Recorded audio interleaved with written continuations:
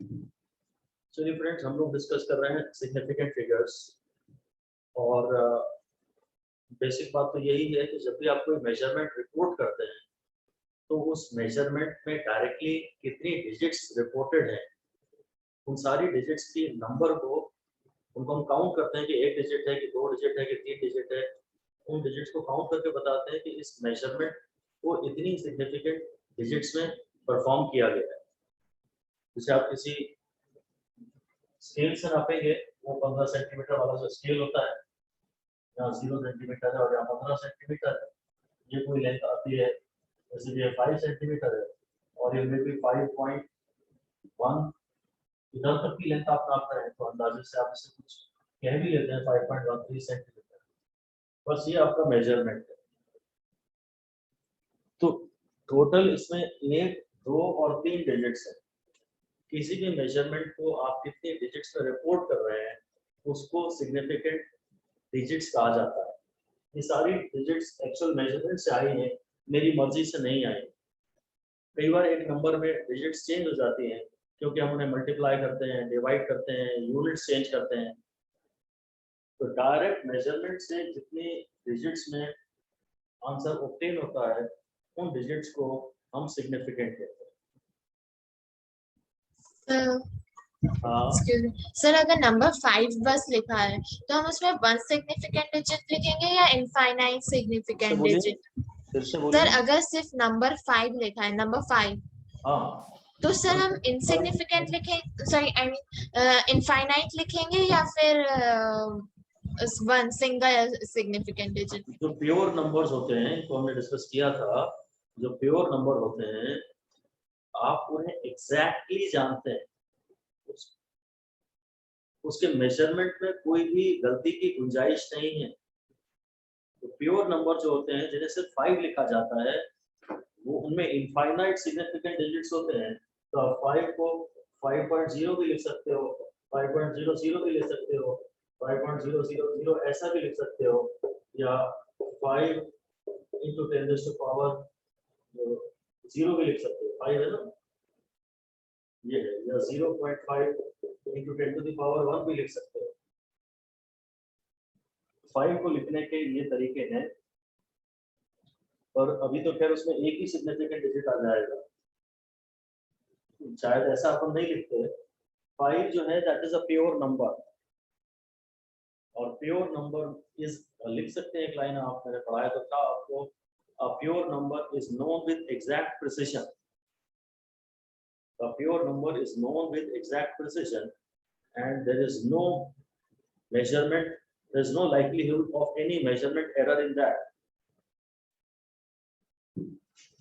उसमें मेजरमेंट की कोई एरर की पॉसिबिलिटी नहीं है, इसलिए it has infinite significant figures. अगर ये प्योर नंबर है 5 तो इसमें इनफाइनाइट सिग्निफिकेंट फिगर्स है। सर एक क्वेश्चन और। हाँ पूछिए। सर अगर नंबर 10 है तो हम उसमें 1 लिखेंगे कि सिग्निफिकेंट इज 1 और इनफाइनाइट सिग्निफिकेंट, क्योंकि सर हम 10 भी काउंट कर सकते हैं। हाँ सही बात है, वेरी करेक्ट, वेरी करेक्ट। अगर आपके पास क्लास में 10 लोग बैठे हैं और आपने काउंट किया है ये 10 है, तो फिर कोई एम्बिग्युइटी नहीं है, कोई कंफ्यूजन नहीं है, ये 10 है। You know that this has come from a counting, this has come from a measurement. Yes sir. तो एक्चुअली 10 है और प्रिसाइजली 10 है, डेफिनेटली 10 है, कोई कंफ्यूजन नहीं है। तो इसमें ये नंबर 10 ही है, ये प्योर नंबर है, और इसमें भी इनफाइनाइट सिग्निफिकेंट फिगर्स। प्रॉब्लम ये जीरो से ही आती है, ये जीरो सिग्निफिकेंट है या इनसिग्निफिकेंट है, पर इस समय this zero has come from a measurement from accounting, so this zero is significant. और इसलिए इसे आप 10.0 या 10.000 ऐसा कुछ लिख सकते हैं, या खाली 10 भी लिख सकते हैं। ऐसा कब लिखते हैं, एक जीरो या 3 जीरोस 10 के बाद, डेसिमल के बाद, वो मैं आपको बताऊंगा। और हाँ 10 डेफिनेटली रिस्की क्वेश्चन है क्योंकि इसमें ऑलरेडी एक जीरो है, और जीरोस की वजह से ही सिग्निफिकेंट फिगर्स काउंटिंग में डाउट पैदा होता है। But if you know that आपने कमरे में जितने लोग बैठे हैं वो 10 ही नापे हैं, तो फिर वो 10, और 10 में कोई भी एम्बिगिटी नहीं है, एग्जैक्टली हमें पता है कि 10 लोग ही हैं, 10.1 लोग हैं, ऐसा कोई डाउट नहीं है, 10.001 लोग बैठे हैं कमरे में, ऐसा भी कोई डाउट नहीं है, they are precisely 10. So if this 10 is a result of measurement, then this is a pure number with no ambiguity, and therefore this contains infinite significant figures. जिसके मेजरमेंट में कोई डाउट ना हो, उसमें हमें ये बताने की जरूरत नहीं है कि हमने से कितने सिग्निफिकेंट फिगर्स तक नापा है, कि हमारा जो मेजरिंग इंस्ट्रूमेंट था उस मेजरिंग इंस्ट्रूमेंट में किस डिजिट तक नापने का प्रोविजन था। यूजुअली हम सिग्निफिकेंट फिगर इसलिए बताते हैं ताकि आपको ये कन्वे हो जाए कि जिस इंस्ट्रूमेंट से हमने नापा है उस इंस्ट्रूमेंट में किस डिजिट तक नापे जाने का प्रोविजन है। 10 के डेसिमल के बाद 2 प्लेसेस तक नापे जाने का प्रोविजन है, कि डेसिमल के बाद 3 डिजिट्स तक नापे जाने का प्रोविजन है, कि डेसिमल के बाद 4 डिजिट्स तक नापे जाने का प्रोविजन है। ये 10 के साथ बताने की जरूरत नहीं है, क्योंकि हमें पता है कि इसको हम पूरी तरह एग्जैक्टली आखिर तक जानते हैं। ये एग्जैक्टली 10 ही है, ये 10.01 नहीं है। इसलिए जो भी काउंटेबल्स होते हैं, जिन भी चीजों को आप काउंट करते हो और जिसमें कोई आपको डाउट नहीं होता, उसमें इनफाइनाइट सिग्निफिकेंट फिगर्स होते हैं। 10 में भी इनफाइनाइट सिग्निफिकेंस फिगर होंगे, दो जो राइट मोस्ट जीरो है उसमें राइट मोस्ट जीरो है, ये मेरा कहना। और कोई डाउट? सर मतलब इनफिनाइट सिग्निफिकेंट फिगर्स तब होंगे जब सारी डिजिट्स सिग्निफिकेंट हो। क्या इनफिनाइट सिग्निफिकेंट फिगर्स तब होंगे इनफिनाइट जब सारी डिजिट्स सिग्निफिकेंट हो। हाँ, सारी की सारी डिजिट्स किसी मेजरमेंट से आई, जैसे पाई है ना, पाई में 22/7। अब 22 भी एक प्योर नंबर है और 7 भी एक प्योर नंबर है, और इसका फिर जो रिजल्ट आता है उसमें इनफाइनाइट सिग्निफिकेंट डिजिट आते हैं। इसके बाद आप इसे जहां तक चाहें लिख सकते हैं, ये कोई ना कोई डिजिट आती ही चली जाए। एक्चुअली तो जितनी डिजिट्स मेजरमेंट से आती हैं, मेजरमेंट इज द कीवर्ड, बस उतनी ही सिग्निफिकेंट डिजिट्स होती हैं नंबर। पर अगर प्योर नंबर से आप डील कर रहे हैं तो इसमें भी इनफाइनाइट डिजिट्स हैं और इसमें भी इनफाइनाइट डिजिट्स हैं, तो आंसर में भी इनफाइनाइट और फाइनाइट डिजिट्स आती हैं, निश्चित डिजिट्स आती हैं। मतलब कोई जीरो नहीं आता, जीरो आता है तो डाउट आता है कि फाइनाइट है कि इनफाइनाइट है, ये सिग्निफिकेंट है कि नॉन सिग्निफिकेंट है। ये फिलहाल इसमें जितनी भी डिजिट्स आएंगी सब सिग्निफिकेंट है। ओनली जीरोस लिख सकते हैं आप, तो only zeros create a confusion, only zeros create a confusion whether the given digit is significant or not significant. Zero से confusion होता है। सर अगर 5.1004 लिखा तो कितने सिग्निफिकेंट डिजिट होंगे इसके अंदर? उसके मैं एक मिनट रूल जरा रिवाइज करा दूं। Yes, मैं आता हूँ आपकी बात पे। तो पहले मैं रूल्स लिख रहा था, वापस रूल्स लिख लीजिए। Number 1, all non-zero digits are significant. जितनी भी non-zero digits होती हैं, जैसे 2 है, 5 है, 7 है, 9 है, all non-zero digits are significant.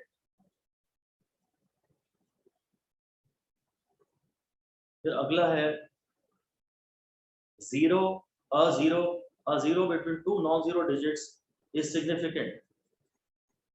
A zero between two non-zero digits is significant.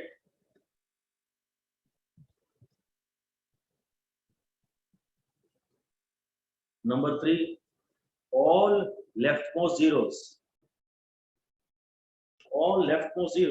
are insignificant, are not significant. Excuse me, sir. एक मिनट ये लिखवा लें तो फिर बात करना। All leftmost zeros are not significant. They are to be left. They are never to be counted. उन्हें count नहीं करना है। They are never to be left. हाँ, आप बोलिए किसको क्या बोलना है? सर ये पूछ रहा था कि वापस लिखने रूल्स। हाँ, नहीं जरूरत नहीं है लिखने की दोबारा, मैं ऐसे ही दोबारा कंटिन्यूटी के लिए रिवाइज करवा रहा हूँ। हाँ सर, वही डाउट हो रहा तो पूछ लिया था मैं। नहीं मत लिखिए, जो ऑलरेडी जिन्होंने लास्ट क्लास प्रेजेंट की है और जिन्हें एकदम क्लियर है वे एक बार ना लिखें, मैं दोबारा ऐसे ही रिपीट कर रहा हूँ। Okay sir. और अगला रूल है, चौथा रूल है कि rightmost zeros are right, rightmost zeros are right only if there is a decimal. Rightmost zeros are right only if there is a decimal somewhere in between, somewhere in the string. Rightmost zeros are right only if there is a decimal somewhere in the string.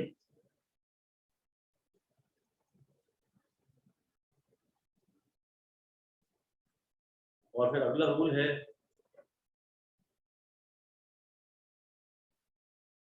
कि rightmost zeros are right, rightmost zeros are countable, they are significant even without a decimal. Even without a decimal, if this number is a result of direct measurement, if this number is a result of direct measurement, ऐसा सवाल को बताना पड़ेगा कि हमने इसको अभी ऐसा ऐसा मेजर किया है। फिर पॉइंट था pure number have infinite significant figures, pure numbers and countable quantities, pure numbers and countable quantities have infinite significant figures.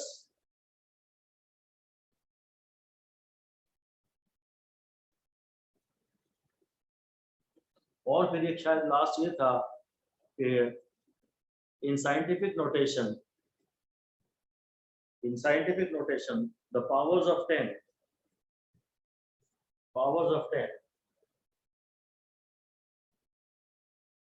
are not counted in significant figures. Powers of 10 are not counted in significant figures. तो एक और point है location of decimal और change of units. Location of decimal or change of units does not affect the number of significant figures. The number of significant figures.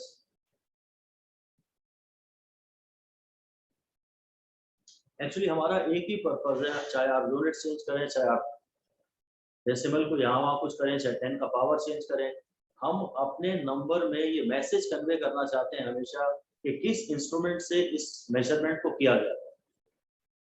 इसलिए जितना हम आखिर तक टोटल अपने नंबर में उतनी सिग्निफिकेंट डिजिट्स कैरी करते हैं जितनी इसमें इनिशियल मेजरमेंट से रिपोर्ट की गई। इसलिए सारे कुछ रूल बनाए गए। ब्रैकेट में लिख दीजिए एक बार, we never want to lose the information. We never want to lose the information. That the basic measurement was reported in.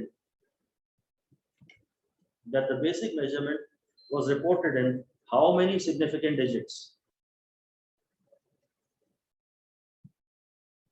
Basic measurement was done in how many significant digits?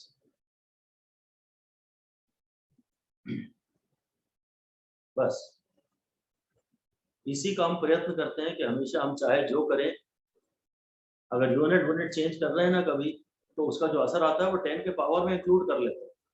Base number को कभी change नहीं करते। Base number में उतनी significant digits ही रहने देते हैं जितनी मेजरमेंट के समय थी, क्योंकि मेजरमेंट के समय कितनी डिजिट्स में आंसर रिपोर्ट किया गया है वो इंस्ट्रूमेंट की लीस्ट काउंट पर डिपेंड करता है। फिर से लिख दीजिए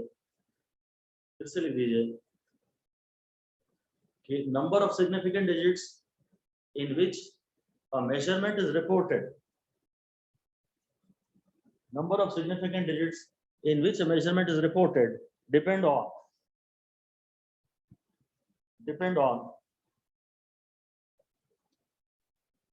the least count of the measuring instrument. Least count of the measuring instrument. ये सारी वो बातें हैं जो हमने पिछले क्लास में की थी। अब हम sir least count of instrument, जो मेजरिंग इंस्ट्रूमेंट है उसकी लीस्ट काउंट क्या है, उस पे टोटल डिजिट्स डिपेंड करती हैं। जैसे सेंटीमीटर स्केल से नापा तो मैंने बताया था एक लेंथ हम 5.14 सेंटीमीटर नापते हैं। अगर स्क्रू वर्नियर कैलिपर से नापेंगे तो ये 5.142 सेंटीमीटर आ जाएगा। स्क्रू गेज से नापेंगे तो ये और ऐसा आ जाएगा, ऐसा। तो आप देख के बता सकते हैं कि ये मेजरमेंट अगर 3 डिजिट्स में नापा गया है, अगर 3 डिजिट्स में रिपोर्ट किया गया है तो मीटर स्केल से नापा गया है, फिगर है। फिर आप भले यूनिट चेंज कर लें, अगर आप इसको मीटर में ले जाते हैं ना तो आप इसको ऐसा लिखते हैं। कोशिश की जाती है कि ये फिगर कभी हम चेंज ना करें। डेसिमल तो आगे पीछे घूम सकता है, पर टोटल 1, 2, 3 सिग्निफिकेंट डिजिट्स होंगे। कितनी डिजिट्स में एक मेजरमेंट रिपोर्ट किया जा रहा है वो आपको उस इंस्ट्रूमेंट की आखिर तक जानकारी दे देगा जिस इंस्ट्रूमेंट से मेजर किया गया है। ये इसका सिग्निफिकेंस है। लिख दीजिए कि number of significant figures actually give an idea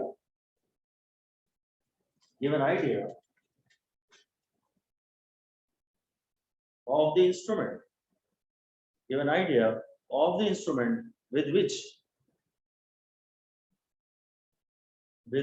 measurement has been done, with which the measurement has been done.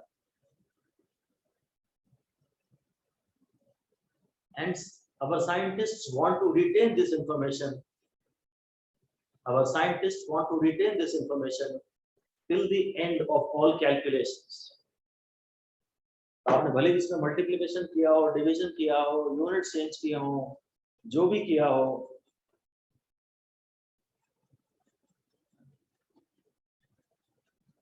हमारे साइंटिस्ट हमेशा ये जानते हैं डिस्कशन को देख के कि आपने ये मेजरमेंट किस इंस्ट्रूमेंट से किया। वो डेसिमल को नहीं देखते, टोटल 3 डिजिट्स हैं कि टोटल 4 है कि टोटल 5 है, उससे वो आइडिया लगा लेते हैं। इसलिए हमारी कोशिश ये है कि कुछ रूल्स इसके बनाए गए हैं जिससे साइंटिस्ट को मदद मिलती रहे कि आपने जो इंस्ट्रूमेंट यूज किए थे वो कौन कौन से। इसीलिए हम इसके बारे में ज्यादा क्यों डिस्कस नहीं कर सकते, क्या डिस्कस कर सकते हैं। क्वेश्चन में पेपर में जैसे आएगा 5.1004, ऐसा भी किसी ने पूछा था तो इसमें कितनी सिग्निफिकेंट डिजिट्स हैं, तो आंसर आप बड़े आराम से बता ही सकते हैं, 5।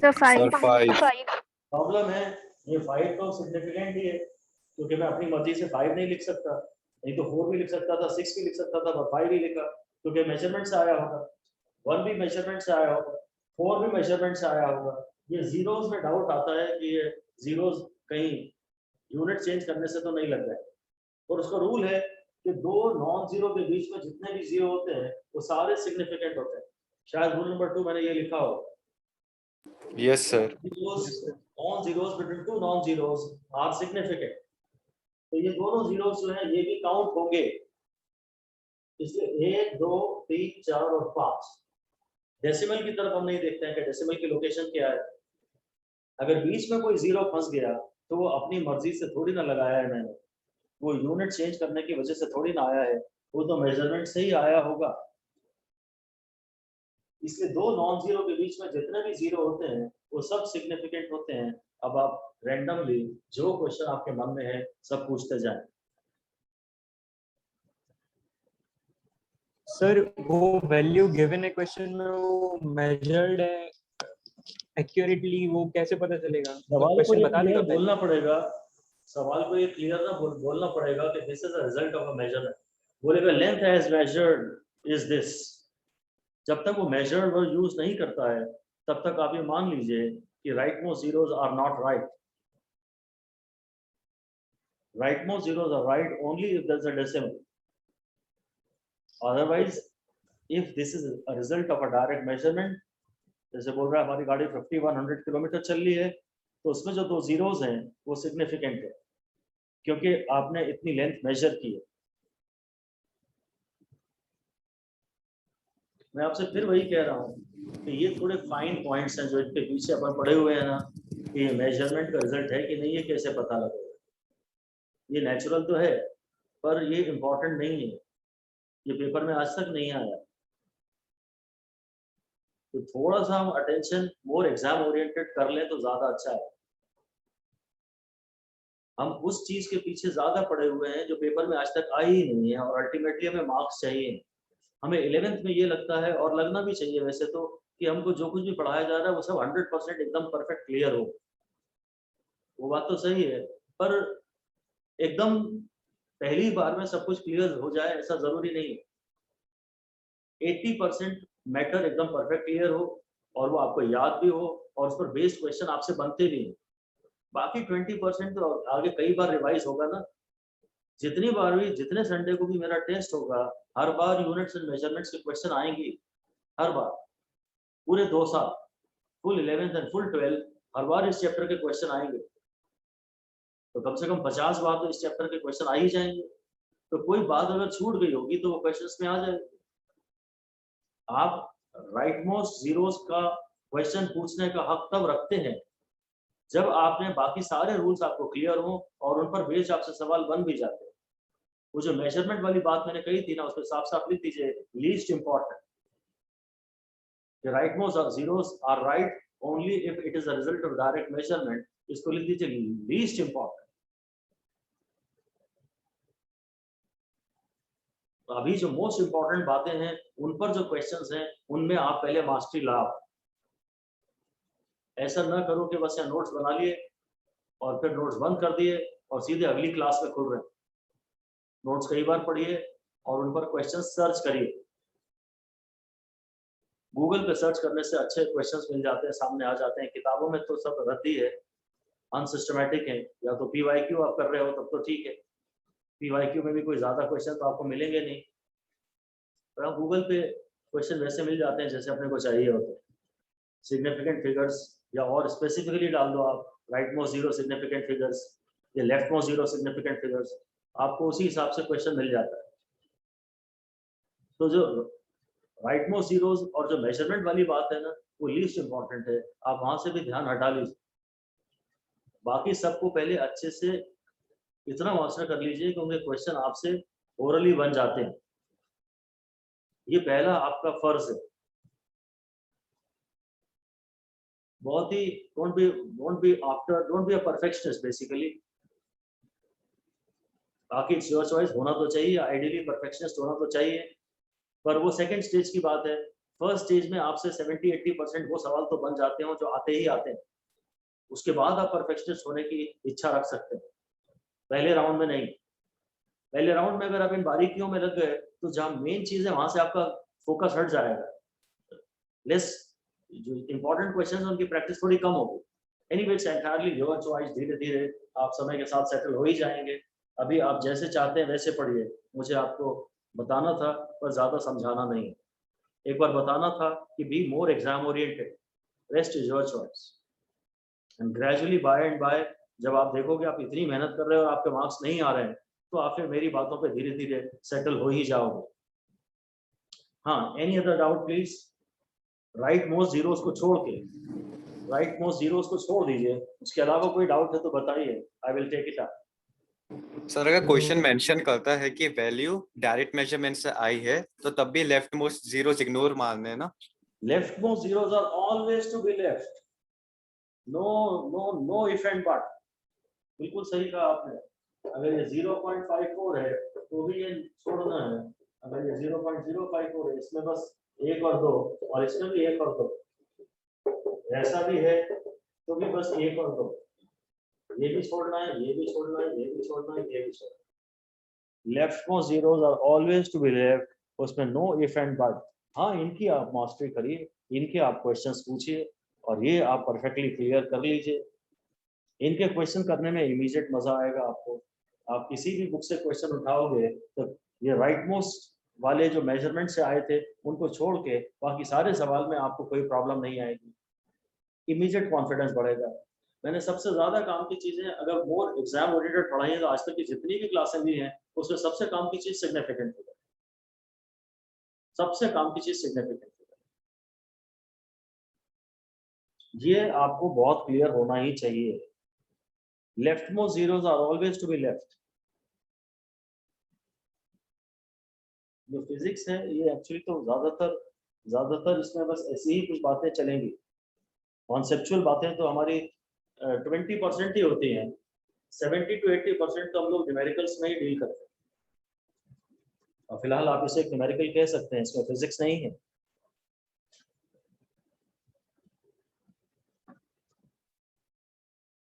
ठीक है, और कोई discussion?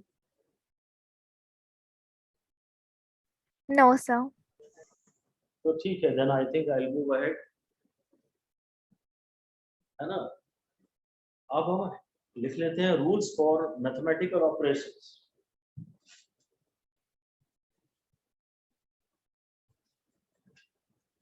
Rules for mathematical operations with significant figures. With significant figures.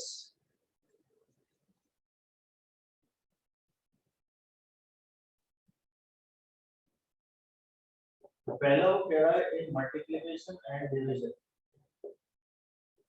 Sir rules for mathematical क्या हाँ? किया था? रूल्स फॉर, अगर आप एनसीईआरटी Rules for mathematics. तो अच्छा है, मैं आर्टिकल नंबर 2.7.1 पढ़ा रहा हूँ, अगर एनसीईआरटी साथ में खुली हो तो अच्छी बात है, नहीं तो कोई दिक्कत नहीं। Rules for arithmetic operations with significant figure, ऐसी हेडिंग है आर्टिकल 2.7.1 में। रूल्स फॉर अरिथमेटिक ऑपरेशंस या mathematical operations with significant figures, तो उसमें हम पहले पढ़ा रहे हैं multiplication and division.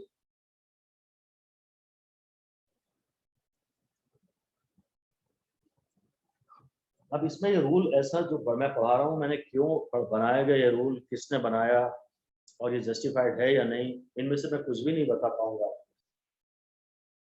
Multiplication and division में वो ये कह रहा है, मान लीजिए डेंसिटी निकालनी है, डेंसिटी का फॉर्मूला होता है मास अपॉन वॉल्यूम, और सपोज मास की वैल्यू कितने दी है 4.273 ग्राम और वॉल्यूम है 2.51 सेंटीमीटर क्यूब। ये क्वेश्चन है और बिल्कुल एग्जाम में आने लायक क्वेश्चन है। पूरे 4 नंबर का ये एक क्वेश्चन आ जाता है कि मास दे देता है, वॉल्यूम देता है और कहता है with regard to significant figures, significant figures को ध्यान में रखते हुए आप डेंसिटी बताइए। तो आप यहाँ डिवीजन कर रहे हैं और डिवीजन का रूल ये है कि ये जो दो नंबर्स आपको दिए गए हैं, ये 1 2 3 4 सिग्निफिकेंट डिजिट्स में दिया गया है, यूनिट्स को मत देखिए और डेसिमल को भी मत देखिए। इसमें 1 2 3 4 सिग्निफिकेंट डिजिट्स हैं और इसमें 1 2 3 सिग्निफिकेंट डिजिट्स हैं।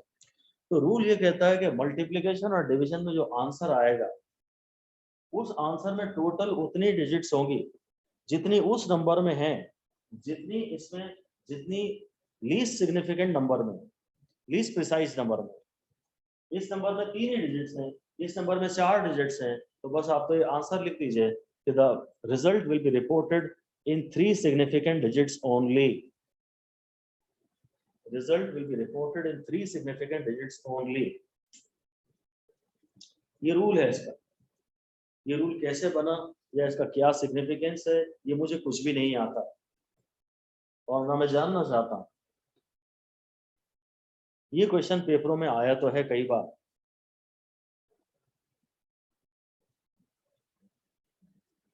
मैं रूल डिक्टेट कर देता हूं, रूल लिख दीजिए, जो एनसीईआरटी ने लिखा है वो मैं रूल डिक्टेट कर रहा हूँ, लिख दीजिए, हाईलाइट कर दीजिए, उसको बोल्ड में लिख दीजिए या आप उस पर 4 स्टार लगा दीजिए।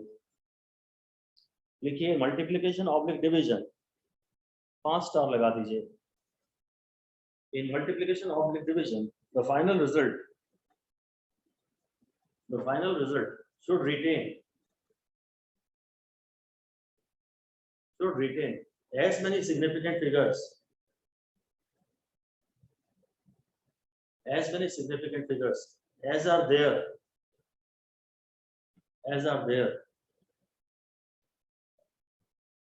in the least significant figures.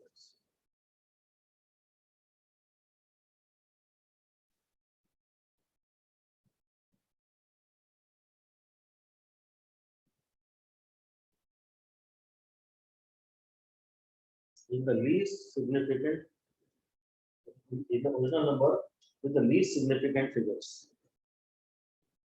बस जिस नंबर में सिग्निफिकेंट फिगर्स का नंबर कम है, टोटल आंसर में भी बस उतनी ही डिजिट्स होने चाहिए। समझ में आ गया? तो कई बार तो वो खाली यही पूछता है कि इसका आंसर कितने डिजिट्स में आएगा, तो आंसर है 3, है ना?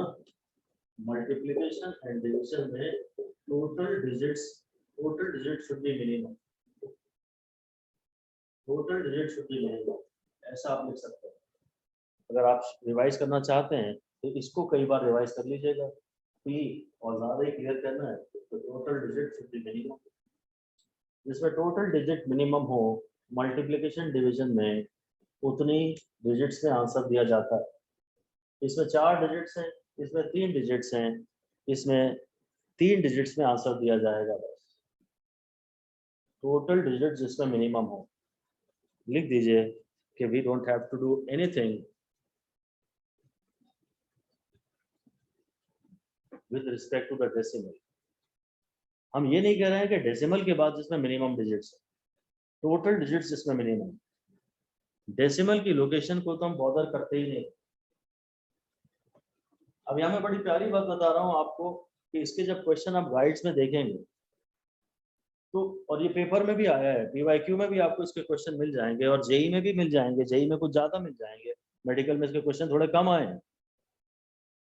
तो मेरे हिसाब से जब ये क्वेश्चन आया है ना, तो ये डिवीजन कभी भी कैरी आउट नहीं करना पड़ा।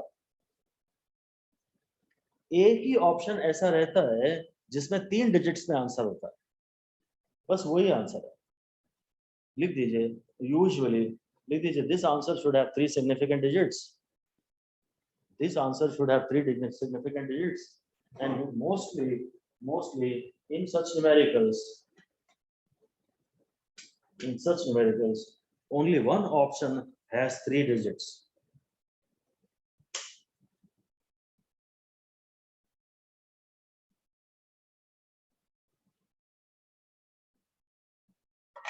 Only one option has 3 digits. अगर ऐसा है, अगर 3 डिजिट में एक ही ऑप्शन है, लिख दीजिए अगली लाइन में, if there is an option having only 3 digits, if there is an option having only, if there's only one option, if there's only one option having 3 digits, अगर एक ही ऑप्शन है जिसमें 3 डिजिट्स हैं, then you need not perform any further calculation. Exact division is not required. ये बड़ी सुंदर बात मैंने आपसे कही है, ध्यान दीजिएगा। इसको मैं अभी डिवाइड तो कर ही नहीं रहा हूँ, मैं तो कह रहा हूँ कि अगर आपकी किस्मत खराब है तो हो सकता है चारों ऐसे ऑप्शन आए जिनमें 3 डिजिट्स हैं, तो ठीक है, फिर सॉल्व कर लेंगे, हमें सॉल्व करने में कोई प्रॉब्लम तो है ही नहीं। और ये मेरी गारंटी है कि फिलहाल जैसा ट्रेंड चल रहा है और जो पास्ट के ट्रेंड्स भी बता रहे हैं, कभी भी कैलकुलेशंस करनी नहीं पड़ी। Never never never in the history have you been required to perform exact calculations in the questions of significant figures. Multiplication and division में जो आंसर आता है उसमें टोटल बस 3 डिजिट्स होनी चाहिए। मतलब जिस नंबर में मिनिमम डिजिट्स है, आपके आंसर में भी उतनी डिजिट्स होनी चाहिए, बस। अब हेडिंग दे दीजिए number 2, rule for addition and subtraction.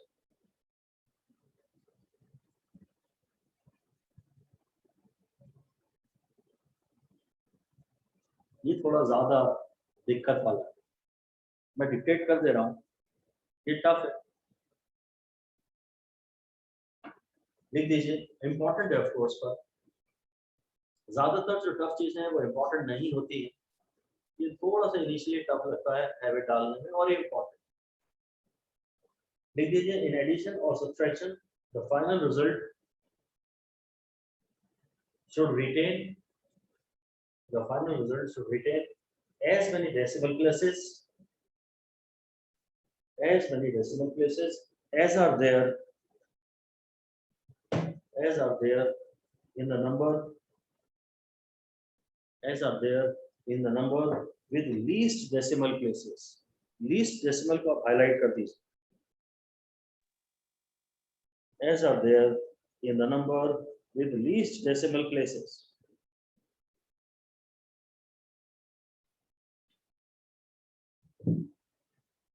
Least decimal places को हाईलाइट कर दीजिए, अंडरलाइन कर दीजिए, ध्यान दे दीजिए। अब पहली बार हम लोगों को डेसिमल से मतलब है, तो आगे लिख दीजिए कि this is the only case where location of the decimal is important. Addition subtraction में ही केवल डेसिमल की लोकेशन का कोई महत्व है। एडिशन सब्सट्रैक्शन में ही केवल डेसिमल की लोकेशन का कोई महत्व है। अगर x पॉइंट x और y पॉइंट y इसको मुझे प्लस करना है या माइनस करना है, तो मेरे को सिर्फ इससे मतलब है कि मेरे आंसर में डेसिमल के बाद बस एक ही डिजिट होनी चाहिए। इस नंबर में डेसिमल के बाद 3, तब टोटल डिजिट से मतलब नहीं है, लिख दीजिए now we are not bothered about total digits. Now we are not bothered about total digits,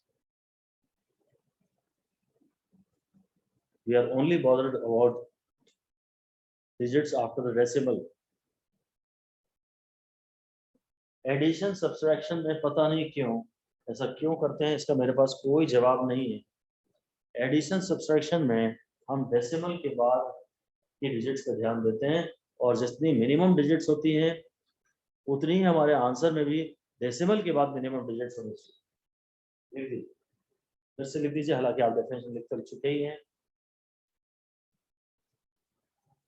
number of decimal digits मतलब डेसिमल के बाद in the answer should be same as the number of such digits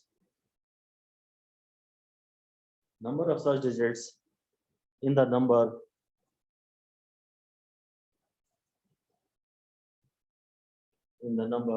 having minimum such digits after the decimal.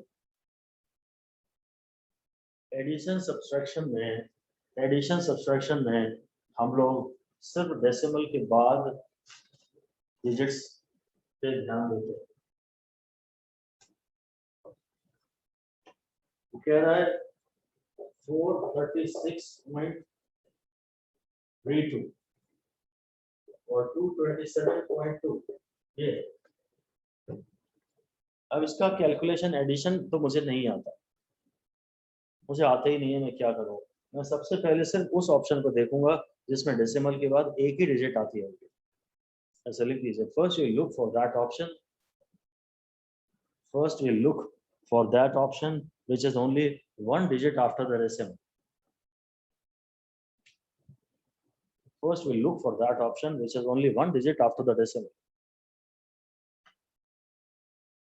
Yes. Most likely यही answer होगा आपका, जिसमें decimal के बाद ऊपर वाले नंबर में डेसिमल के बाद दो डिजिट्स हैं, नीचे वाले नंबर में डेसिमल के बाद एक डिजिट है।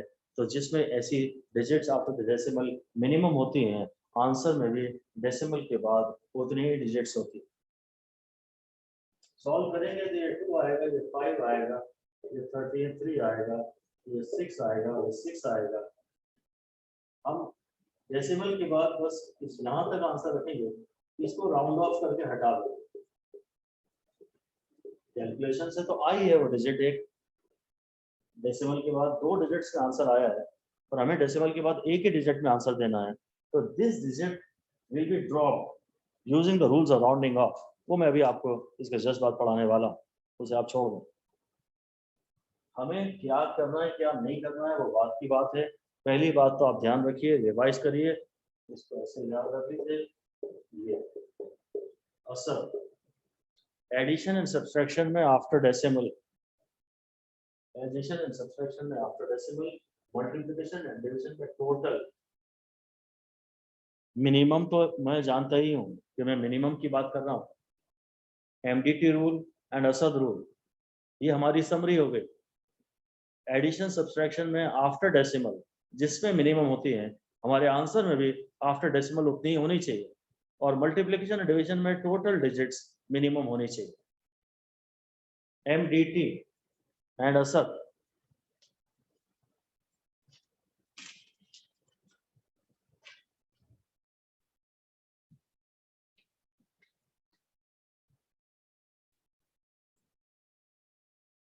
ठीक है, ध्यान हो गया, याद हो गया?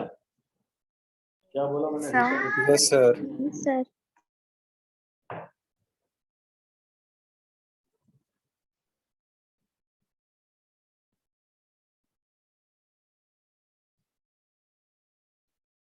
मल्टीप्लिकेशन एंड डिवीजन में टोटल, मल्टीप्लिकेशन डिवीजन में टोटल, एडिशन सब्ट्रैक्शन में After decimal. After decimal minimum. मेरे ख्याल से तो आप इसके जितने क्वेश्चन पाएंगे ना, आपको शायद कहीं प्रॉब्लम नहीं आएगी। तो एक्सरसाइज अगर आपके पास एनसीईआरटी है तो एक्सरसाइज 2.10 ओपन करिए। 2.10 में नंबर ऑफ सिग्निफिकेंट फिगर्स पूछ रहा है 0.007 में, तो लेफ्ट मोस्ट वाले सारे हटा देंगे, यूनिट की तरफ देखेंगे नहीं। So, sir, 1. 1 है इसका सही आंसर। बी में 2.64 है, 10 के Sir, पावर का 3. कोई मतलब नहीं। Sir, 3. थर्ड वाले में, सी वाले में 0.2370 है, So, 4. So, 4. तो लेफ्ट वाला तो नहीं गिनेंगे पर राइट वाला गिनेंगे। आज 4। एक्सरसाइज 2.10 है, वो तो आपकी हो गई। अच्छा, और भी है पर मैं मल्टीप्लिकेशन डिवीजन चाह रहा था, तो इतनी आसानी से मिलेगा नहीं। चलिए छोड़ रहा हूँ, मैं अलग से दे दूंगा आपको।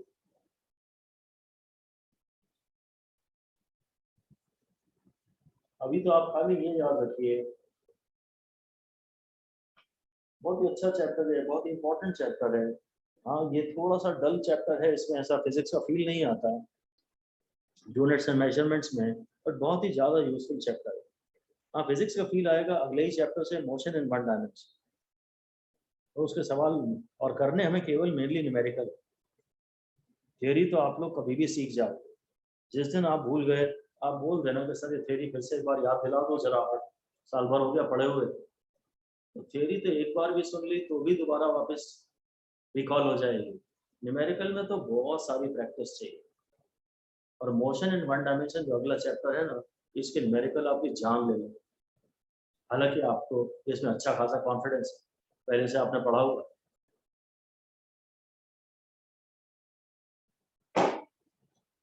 दिक्कत देंगे आपको।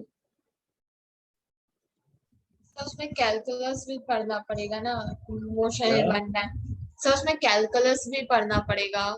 हाँ, वन डायमेंशन कैलकुलस वाली पार्ट इतना ज्यादा सिग्निफिकेंट है नहीं, कर तो हम लेंगे कैलकुलस वाला पार्ट भी। कैलकुलस वाला part will not be a major issue, क्योंकि मैं कैलकुलस पूरे डीप में नहीं पढ़ाऊंगा। जितनी आवश्यक है ना, जितनी एनसीईआरटी ने उसने चैप्टर नंबर 3 में अपेंडिक्स में कैलकुलस दी, तो पहले मैं चैप्टर नंबर 3 के अपेंडिक्स से ही शुरुआत करूंगा। कैलकुलस में ज्यादा कोई दिक्कत नहीं है। हम लोगों को देखो, मैथ्स के स्टूडेंट्स को जो कैलकुलस पढ़नी हो वो टफ होती है, पर नीट के स्टूडेंट्स को जितनी कैलकुलस की आवश्यकता पड़ती है ना, that is not at all tough, not at all tough. और फिर भी बहुत ही कम सालों में, बीच में क्वेश्चंस 14, 15, 16 में आए थे कैलकुलस को इन्वॉल्व करते हुए। आजकल तो 17, 18, 19 और 20, ये 4 साल कैलकुलस का एक भी क्वेश्चन आया ही नहीं है पेपर में, फाइनल पेपर में। हम करेंगे तो पूरी डेप्थ में, पूरी डेप्थ से मतलब जितना एनसीईआरटी कहती है। स्कूल टीचर्स कैलकुलस को ज्यादा ही पढ़ा देते हैं, बायो वालों को भी। उतनी आवश्यकता नहीं है, वो मैं नहीं कराऊंगा फिलहाल। अलग से जिसको जो पूछना हो वो जरूर करा दूंगा, पर नीट में जितनी कैलकुलस की आवश्यकता पड़ती है वो हम करेंगे, and that is not much, and that is pretty easy, pretty easy. नाम से ही आपको फोबिया है कैलकुलस का कि यार कैलकुलस कुछ होती है खतरनाक, बस। तो फिर आप ध्यान से, आप समझ, कॉन्फिडेंस कभी आ ही नहीं पाता। ऐसे किसी फोबिया को सेटल मत होने दीजिए आप। और इसीलिए मेरी पेज पे चले, मेरे हिसाब से चले। आई नो कब कैसा कितना क्या पढ़ाना है।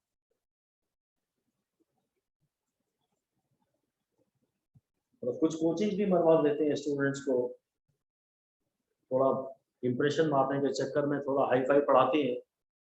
कैलकुलस की आवश्यकता नहीं है बहुत ज़्यादा डीप कैलकुलस की, और जितनी आवश्यकता है that will be pretty simple, pretty simple. बहुत ही थोड़े से रूल्स बना लेते हैं हम कि ऐसा ऐसा होता है, बस। Very elementary calculus is required for by NEET students, so that will never be an issue for you guys. शर्त यही है, इंपॉर्टेंट यही है कि आप इस कैलकुलस वगैरह को अपने जेई के स्टूडेंट से कंसल्ट ना करें, नहीं तो आपको लगेगा आपको कुछ भी नहीं आता। आप तो पीवाईक्यू उठा के देख लीजिए, पीवाईक्यू नहीं बनते तो हाँ मैं जिम्मेदार हूँ। प्रीवियस ईयर क्वेश्चन में बहुत तगड़े लेवल के क्वेश्चन आ चुके हैं, स्पेशली 14, 15, 16, 2014, 2015 एंड 2016। बस उसके बियॉन्ड अभी तो लेवल ऐसे नीचे ही जा रहा है। 2020 तक तो नीचे जा, बिल्कुल ऐसा 2020 में तो स्टीप फॉल था लेवल में। Let's see what happens in 21 and then 22 and then 23। तो अभी मैंने जो आपको पढ़ा है मैं रिवाइज करवा रहा हूँ कि एडिशन एंड सब्ट्रैक्शन में आफ्टर डेसिमल असल जिस नंबर में डेसिमल के बाद मिनिमम डिजिट्स होती हैं, आंसर में भी डेसिमल के बाद उतनी ही डिजिट्स होती हैं, उसके अलावा जो थोड़ी एक्स्ट्रा डिजिट्स हैं उन्हें राउंड ऑफ कर दिया जाता है। और मल्टीप्लिकेशन मतलब 3 टाइप के न्यूमेरिकल आपको बनेंगे। एक टाइप का न्यूमेरिकल तो ये बनेगा कि भाई कहेगा कि 2.450 into 10 to the power 24 में कितने सिग्निफिकेंट डिजिट्स हैं, शायद लिखने की जरूरत नहीं है। एक कहेगा x और प्लस y ऐसा, इसमें आपको पता है डेसिमल के बाद एक ही डिजिट आएगी। और थर्ड सवाल आएगा कि 33.3 मल्टीप्लाइड बाय 3.333 ऐसा। टोटल डिजिट्स इसमें 2 हैं 3 हैं, तो आंसर में भी टोटल डिजिट्स 3 आनी चाहिए। इस टाइप के 3 सवाल आपसे बनेंगे। एक कहेगा सिंपल क्वेश्चन देके कि इसमें टोटल कितने सिग्निफिकेंट डिजिट्स, एक एडिशन में कहेगा इसमें कितने डिजिट्स है। 2020 में इसका एक क्वेश्चन आया था। 2020 के 2 पेपर हुए थे, एक तो रेगुलर नीट हुआ था और एक उन लोगों के लिए हुआ था जिनको कोरोना हो गया था, उसके लिए सुप्रीम कोर्ट ने ऑर्डर्स देके री नीट कराया था। इन्हें 2 पेपर तो लेने ही पड़ रहे हैं फिलहाल, 2 बार नीट तो होल्ड करना ही पड़ रहा है। तो दोनों पेपरों में सिग्निफिकेंट फिगर का एक क्वेश्चन आया, दोनों पेपर्स में सिग्निफिकेंट फिगर का एक एक क्वेश्चन आया था। तो एक ही एडिशन सब्सट्रैक्शन का हो जाएगा, एक मल्टीप्लिकेशन डिवीजन का हो जाएगा। ये 3 टाइप के क्वेश्चन ही क्वेश्चन करिए, आप सिर्फ मेरे नोट्स पढ़िए और क्वेश्चन ही क्वेश्चन करिए, थियोरी बिल्कुल मत पढ़िए। तो क्वेश्चन अगर आपसे बन रहे हैं, आप जेई के सारे क्वेश्चंस निकाल लीजिए, आप नीट के सारे क्वेश्चंस निकाल लीजिए, आप एम्स के सारे क्वेश्चन निकाल लीजिए। आप क्वेश्चन टाइप करिएगा गूगल पे, significant figures PYQ AIIMS, significant figures PYQ NEET, significant figure PYQ JEE.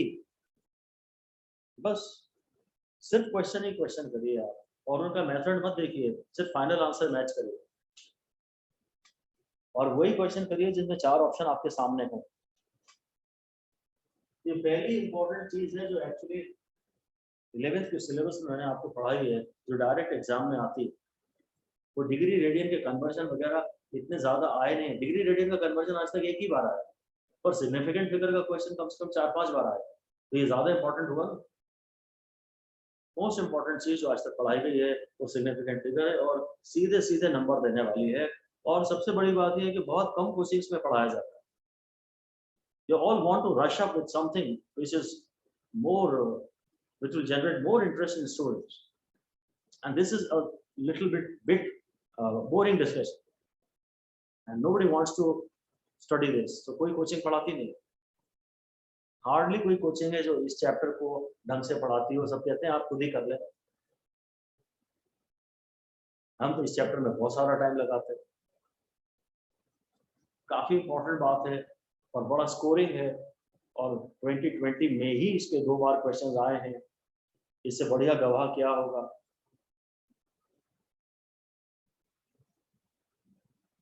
इस पूरे चैप्टर में से यूनिट्स एंड मेजरमेंट्स में से एक क्वेश्चन आता है, कभी कभी 2 क्वेश्चन आ जाते हैं, तो वो एक क्वेश्चन अक्सर सिग्निफिकेंट फिगर होता है। इतना इंपॉर्टेंट है और बड़ा सीधे सीधे नंबर देने वाला है। आप पीवाईक्यू 2020 का ढूंढिएगा, गूगल पे सॉल्व कीजिएगा और उसका व्हाट्सएप अपने वर्किंग की फोटो मेरे को भेजिएगा कि सर ये क्वेश्चन था और ये रही मेरी सोल्यूशन। देखिए कैसे कॉन्फिडेंस आपका बढ़ता है। ये पक्का है कि अब तक हमने जितना भी पढ़ लिया ना, उसमें 4 नंबर आपके एकदम पक गए। एक क्वेश्चन आपका एकदम पक्का हो गया कि ये आपसे बन ही जाएगा। रूल्स के तहत काम करिए, वाई के ज्यादा चक्कर में मत पड़िए। हालांकि ऐसा कोई वाई नहीं है जिसका मैं जवाब ना दे सकता हूँ, शायद मेरे ख्याल से 99%। तो आप जो पूछेंगे सर ऐसा क्यों, मेरे पास उन सबके जवाब हैं, पर मैं जवाब दूंगा और आप उसमें इंटरेस्ट लेंगे तो आप क्या करना है से डेविएट हो जाएंगे। क्यों करना है ये पेपर में कोई नहीं पूछता। अगर वो कहता है कि a+b+c कितना आ रहा है और इसका आंसर आप सही ढूंढ लेते हो, बस वो और कुछ चेक करता ही नहीं। ऐसा रूल क्यों है कि एडिशन सब्सट्रैक्शन में आफ्टर डेसिमल ही लेना है और मल्टीप्लिकेशन डिवीजन में टोटल लेना है, इसका मेरे पास कोई जवाब फिलहाल है नहीं, और है भी तो मैं आपको बताने वाला हूँ, क्योंकि वो पेपर में कभी आएगा नहीं। और मैं केवल एग्जाम ओरिएंटेड बात करूंगा आपसे, न कम न ज्यादा। और मेजर प्रॉब्लम है स्टूडेंट्स के साथ कि उनको बहुत ज्यादा पढ़ाया जाता है। खूब मेहनत करने के बाद भी उन्हें रिजल्ट दिखता ही नहीं है। सारी प्रॉब्लम है पूरे हिंदुस्तान में ज्यादा पढ़ाने की। आज से 3 साल पहले तक तो वो सही कर रहे थे, और 3 साल में मैटर और लेवल बहुत ज्यादा चेंज हो गया है, and nobody has been able to downgrade themselves। वहां सारी प्रॉब्लम आ रही है। जितना मैटर उनके नोट्स में एक बार छप गया उतना तो उन्हें पढ़ाना ही है। या तो किसी में इतने दम हो कि वो नोट्स रिवाइज कर दे, अभी तक तो किसी ने किए नहीं।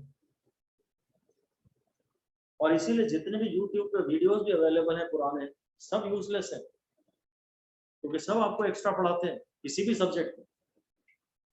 13 सितंबर 2020 को जब लास्ट मीट आया, तब पहली बार हमें समझ में आया कि एक्चुअली लेवल इतना गिरा चुके हैं।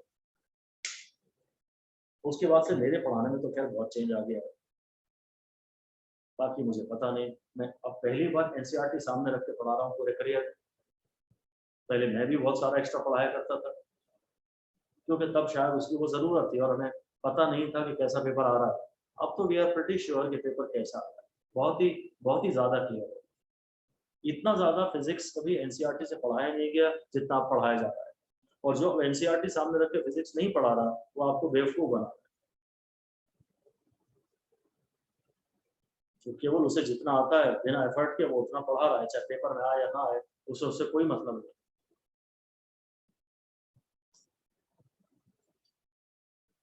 ये जो नया फिजिक्स है ना, इसमें स्कोर आना चाहिए 150 180 में से 140 130 तो आना ही चाहिए, और पुराने फिजिक्स में इतना स्कोर कभी नहीं आता था। नया फिजिक्स आसान है, नए फिजिक्स और पुराने फिजिक्स में बहुत अंतर है। अगर किसी से आपने सुना हुआ है कि फिजिक्स बहुत टफ होती है तो आपने गलत सुना हुआ है। अभी जो नई फिजिक्स है वो टफ नहीं होती। आप सोचिए ना कि अगर मैं आपको दूं कि 1.50 में कितने सिग्निफिकेंट फिगर हैं, तो आपसे होगा कि नहीं होगा? हो जाएगा। सर हो जाएगा। ये नई फिजिक्स है, बस बात खत्म। इतने ही स्ट्रेट फॉरवर्ड क्वेश्चंस अब आ रहे हैं और इतने ही छोटे। विश्वास नहीं है तो उठा के पेपर देख लीजिए। PYQ प्रीवियस ईयर क्वेश्चन, वो भी topic wise, chapter wise and topic wise. मेरे ख्याल से आपसे PYQ के सारे क्वेश्चन बन जाएंगे। अब मैं पढ़ा रहा हूं राउंडिंग ऑफ।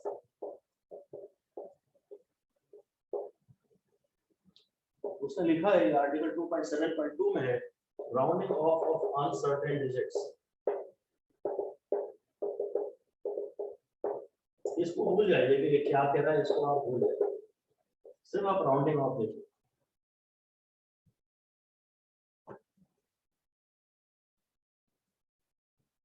अनसर्टेन डिजिट्स जिनके बारे में हम श्योर नहीं, मैं एक बार आपको समझा तो सकता हूं, पर ये सब सेंसलेस है बात करना। मैंने आपसे कहा था कि यार ये रहा स्केल में 5 और ये ऐसा है और ये लेंथ है, तो ये 5.2 तक तो पक्का है, 5.2। अब इसके बाद ये जो इतनी रीडिंग है, मुझे ये तो पता है रीडिंग मेरी 5.2 और 5.3 के बीच में है, पर ये कितना है मुझे एग्जैक्टली नहीं पता। अंदाजे से मैं कह सकता हूँ कि आधे से ज्यादा। ये मैंने जो लास्ट डिजिट होती है ना मेरी, ये सर्टेन नहीं होती है, श्योर नहीं होती है, ये अनसर्टेन होती है। हालांकि इसे भी सिग्निफिकेंट डिजिट में गिना जाता है, पर ये हमारे लीस्ट काउंट से भी कम है। हम लीस्ट काउंट से कम मेजरमेंट की भी एक डिजिट ऑब्टेन कर लेते हैं। 5.2 तो ये फॉर श्योर है और ये 5.3 से कम भी है, और मैं इतना सारा देख के कैसे छोड़ दूं, तो मैं अपनी मर्जी से कुछ लिख लेता हूँ। ये श्योर, इस डिजिट के बारे में हम श्योर नहीं है, पर हाँ ये सिग्निफिकेंट फिगर तो है, ये मेजरमेंट से तो आया है। इस डिजिट को अनसर्टेन कहते हैं। तो हमें इन सबसे कोई मतलब नहीं है और हमको इस पर रिसर्च करने वाले नहीं है। हम अपना जो मेजरमेंट रिपोर्ट करते हैं ना, उसमें लास्ट डिजिट जो होती है, यूनिट डिजिट जो होती है, वो अनसर्टेन होती है। इसको आप लिखना चाहें तो लिख लें, पर ये टोटल कचरा है। चाहे तो आप लिख लें और इसके साइड में लिख दें कि मतलब एकदम टोटल कचरा, जो फालतू में आपकी टाइम वेस्ट कराएगा। पर आपको मैं अनसर्टेन नहीं पढ़ाऊंगा तो आपको खुजाल बहुत होगी कि यार ये क्या छोड़ दिया मास्टर ने हमारे। ऐसा आप लिख सकते हैं, लिखना हो तो, नहीं लिखना हो तो ज्यादा अच्छा है कि when a measurement is reported, then the first digit from the right is uncertain. It is lesser than the least count.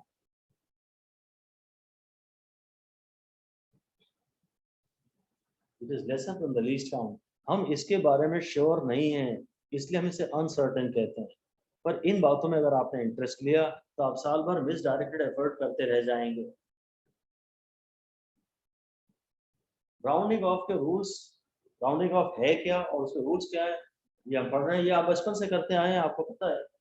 पहले तो आपको ये देखना पड़ता है कि x पॉइंट, जैसे x,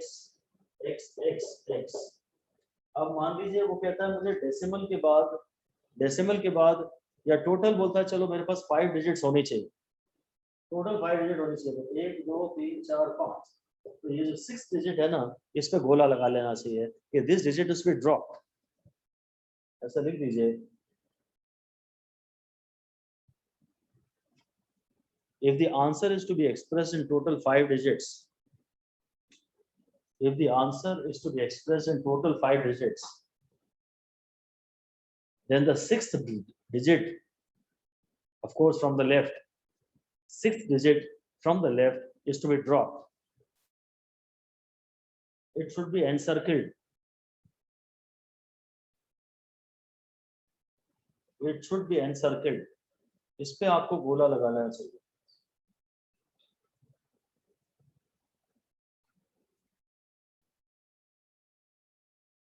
Let us term this digit as D and the preceding digit as P.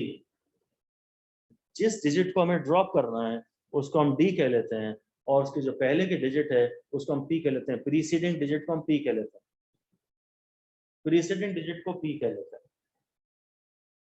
इसको हम, जिसको ड्रॉप करना है वो D है, जिसको ड्रॉप करना है वो D है, और जो प्रीसीडिंग डिजिट है वो P है। अब इसके रूल्स आपको सब बचपन से काफी पता तो नहीं है और आप इसे काफी यूज करते आए हैं। आप जानते हैं कि अगर जो P है, इसे ड्रॉप करना है, वो तो उसको नहीं देखना, P को देखना है। अगर P 5 से बड़ा है, अगर P 5 से बड़ा है तो आप P को P+1 कर देते हैं, है ना। ऐसा लिख दीजिए कि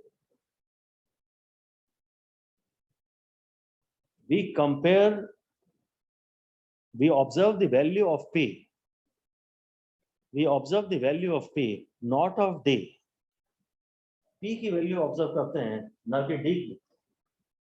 D तो ड्रॉप करना ही है हमें, D तो ड्रॉप करना ही है। अब P को ऑब्जर्व करते हैं, है ना। और बिल्कुल साफ साफ लिख दीजिए D and all digits to the left of D are then dropped. D को ड्रॉप कर देते हैं, D को ड्रॉप कर देते हैं, और उसके राइट में, उसके राइट में जितनी भी डिजिट्स होती हैं वो सब ड्रॉप कर देते हैं। All digits after it, D को ड्रॉप कर देते हैं और उसके राइट में जितनी भी डिजिट्स हैं सब ड्रॉप कर देते हैं। नंबर 1 रूल लिख दीजिए, if P is greater than 5 then P is equal to P+1। ये रूल आप जानते हैं, अगर प्रीसीडिंग डिजिट 5 से बड़ी है तो उस डिजिट को P को P+1 कर देते हैं, 1 से बढ़ा देते हैं। if P is less than 5, then P is equal to P.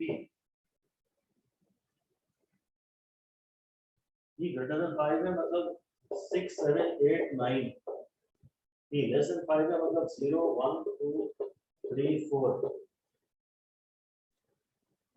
P greater than 5 है मतलब 6, 7, 8, 9 है. अगर प्रीसीडिंग डिजिट 7 है तो उसको 8 कर देंगे, 8 है तो 9 कर देंगे, 9 है तो 10 कर देंगे. और अगर P लेस देन 5 है मतलब 0, 1, 2, 3 या 4 है तो फिर P को P ही रहने देते हैं.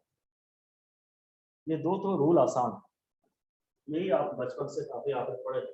If P is equal to 5, तो या तो 5 से बड़ी होगी या 5 से छोटी होगी, और नहीं तो फिर 5 होगी. 5 फॉलोड बाय नॉन जीरोस, या तो 5 से बड़ी है या 5 से छोटी है या वो 5 है. 5 तो है but followed by non zeros है, जैसे 23.465 2, 3, 2, 1. ये अब मुझे मेरा डिजिट ये ड्रॉप करना है, जैसे मुझे ड्रॉप करना है, जिसको मुझे ड्रॉप करना है उसको मैं एनसर्कल कर देता हूँ. सपोज लेते हैं कि मेरे को डेसिमल के बाद मेरे पास 3 डिजिट्स आनी चाहिए, तो डेसिमल के बाद जो चौथी डिजिट है उसको मैंने एनसर्कल कर दिया और इस सब में हटा दूंगा. और ये 5 P जो है वो 5 फॉलोड बाय नॉन जीरोस है ना, तो एक्चुअली ये 5 से बड़ा है. अगर ये 5 फॉलोड बाय नॉन जीरोस है तो ये धीरे धीरे धीरे बढ़ते बढ़ते 6 होने की तैयारी में है. या तो ये 5 से ज्यादा है या ये 5 से कम है, या ये 5 है, ये 5 है बट फॉलोड बाय जीरोस है, फॉलोड बाय जीरोस है, sorry followed by non zeros है. अगर ये फॉलोड बाय नॉन जीरोस है तो एक्चुअली 5 से बड़ा है, then again P is equal to P plus 1. जिसे ड्रॉप करना है उसे तो हम ड्रॉप कर ही देंगे, उसकी वैल्यू कितनी है उसे हम देखेंगे नहीं. प्रीसीडिंग डिजिट 5 से ज्यादा है तो P plus 1, 5 से कम है तो उसको P को P ही रहने देंगे. और 5 फॉलोड बाय नॉन जीरोस है तो वापस ये 5 से बड़ा है एक्चुअली ये पूरा नंबर, और P को P plus 1 कर देंगे. और चौथा रिजल्ट है P is equal to 5 followed bye 0, तो यही पॉसिबिलिटी बनती है. एक ग्रेटर देन 5, एक लेस देन 5, एक 5 फॉलोड बाय नॉन जीरोस, एक 5 फॉलोड बाय जीरोस. तो फिर इसमें दो रूल बनते हैं. अगर ये 5 फॉलोड बाय जीरोस है ना,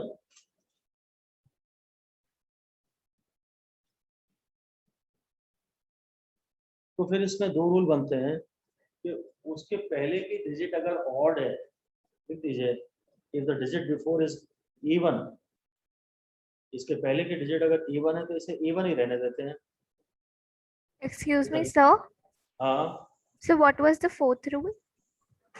फोर्थ रूल तो ये है कि if P is 5 followed by zeros, P is 5 followed by zeros, then P is equal to P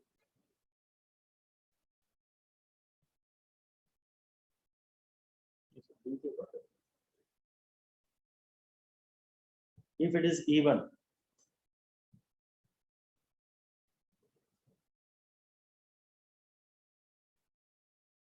मतलब उसके भी एक पहले का नंबर देखते हैं. So the number before P. हाँ, नंबर बिफोर P, तो शायद मुझे थोड़ा चेंज कराना ही पड़ेगा. देखता हूँ. Number before P is unchanged if it is even. उसके पहले का नंबर अनचेंज. ये वाले वैसे रूल इंपॉर्टेंट है नहीं, जो पहले दो या हद से 3 रूल है ना वही इंपॉर्टेंट है. अब ये थोड़ा नया रूल है और ये इसीलिए आपने पहले कभी नहीं पढ़ा होगा कि ज्यादा इंपॉर्टेंट है ही नहीं. अगर उसके पहले का नंबर बिफोर P इवन है तो हम उसको वही रहने देते हैं. एंड इफ एक्चुअली ये शायद D है, if D is equal to 5 followed by zeros, हाँ डी, जिसको ड्रॉप करना है उसको देखते हैं। मैंने पी कह दिया गलती से। If D is equal to 5 change कर दूंगा अभी। If D is equal to 5 followed by zeros, then p is equal to p plus 1 if it is odd.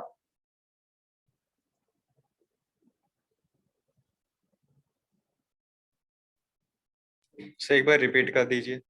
If d is equal to 5, d is equal to 5 followed by zeros. If d is equal to 5 followed by zeros, then p is equal to p plus 1 if p is odd. इस सब में मैंने जहां p लिखवाया ना, सब पूरे सारे रूल्स में एक्चुअली d आना था।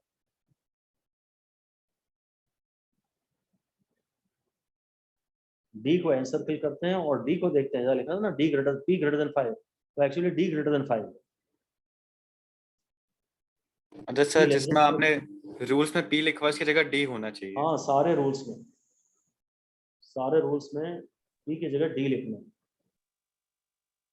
कभी एक आध केस पढ़ लेते हैं, फिर एकदम क्लियर हो जाएगा। मैं लास्ट रूल लिखवा रहा हूँ आपको कि अगर लास्ट में d जो है वो 5 है फॉलोड बाय जीरोस है, पर p ऑड है, तो फिर p को p plus 1 कर देते हैं। ये लास्ट रूल को लिख दीजिए, not important and for sure guarantee है इस बात की कि पेपर में कभी नहीं। इसीलिए तो रूल आपको अभी तक बचपन से पता नहीं है।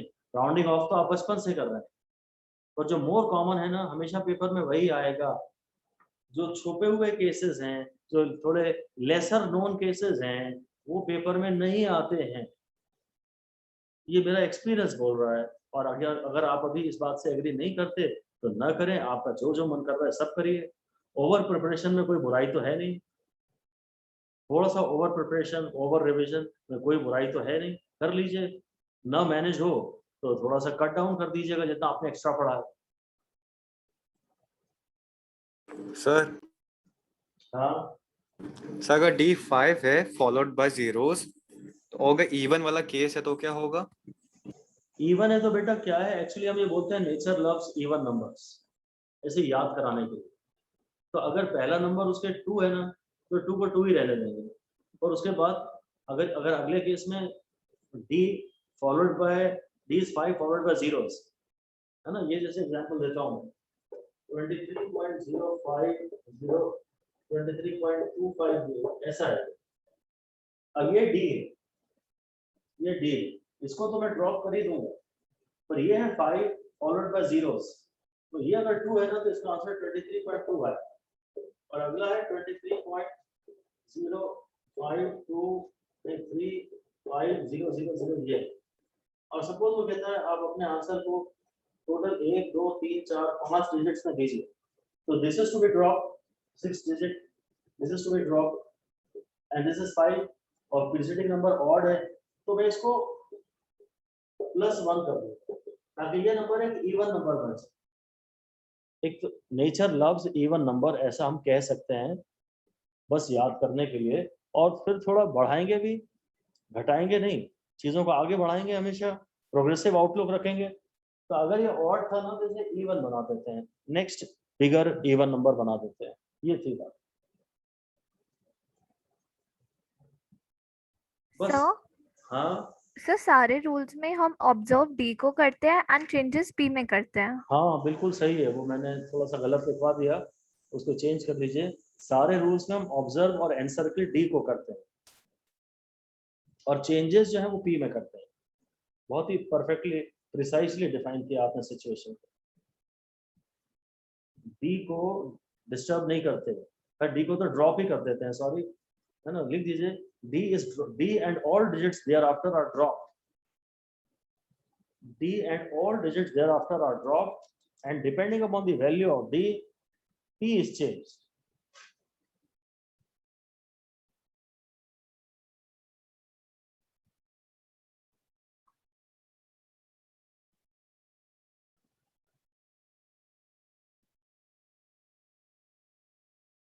ये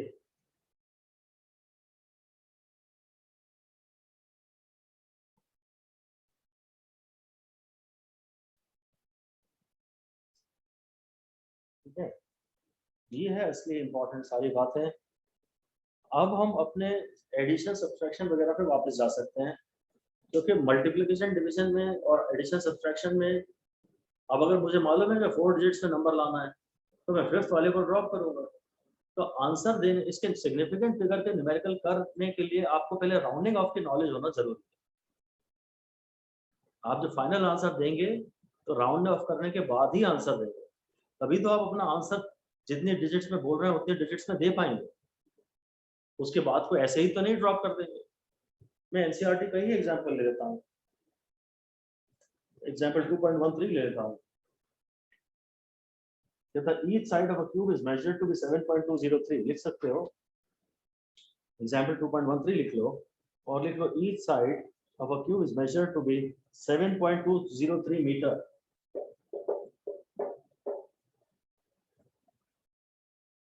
कहता है what are the total surface area, total surface area को छोड़ दो,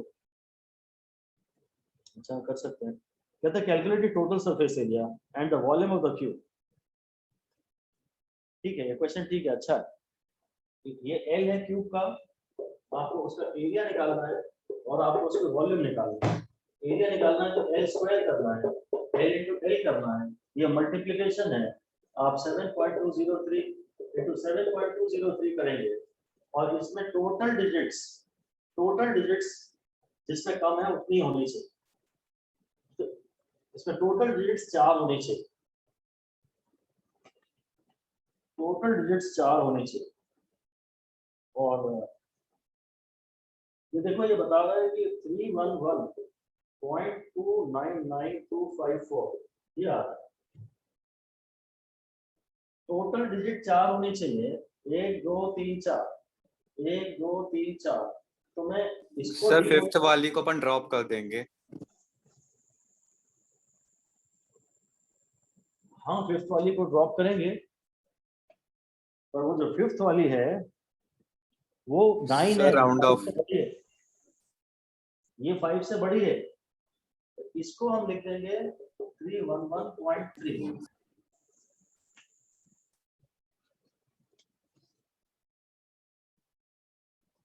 जिसको ड्रॉप कर रहे हैं दैट वाज नियरिंग 10, 29 को हम 30 लिखेंगे अप्रोक्सीमेटली। एग्जैक्ट मल्टीप्लिकेशन जब आप करोगे तो ये नंबर आएगा और 4 डिजिट्स में आंसर देना है, तो 5वीं डिजिट को एनसर्कल करेंगे और उसी को एनालाइज करेंगे कि वो 5 से बड़ी है कि छोटी है। तो ये जो 5वीं डिजिट है ये 5 से बड़ी है। अब चेंज हम पी में करेंगे, डी को चेक करेंगे कि वो 5 से बड़ी है कि छोटी है और पी को चेंज करेंगे। ये आंसर आप देंगे और लेंथ इंटू लेंथ यानी मीटर इंटू मीटर की यूनिट हो जाएगी मीटर स्क्वायर। ऐसे जब आप वॉल्यूम निकालोगे ना, तो वॉल्यूम जब आप निकालोगे तो 7.203 इंटू 7.203 इंटू 7.203 करोगे। ये मल्टीप्लिकेशन तो मुझे नहीं आता, तो आंसर आ रहा है 373.714, ऐसा कुछ ऐसा आ रहा है। अब मुझे अभी भी 4 डिजिट्स में आंसर देना है, तो 1 2 3 और ये 4, ये ड्रॉप करूंगा तो 5वीं डिजिट है और उसके बाद की सारी डिजिट्स उनको मैं ड्रॉप करूंगा। ये जो डी है, डी ये 5 से कम है।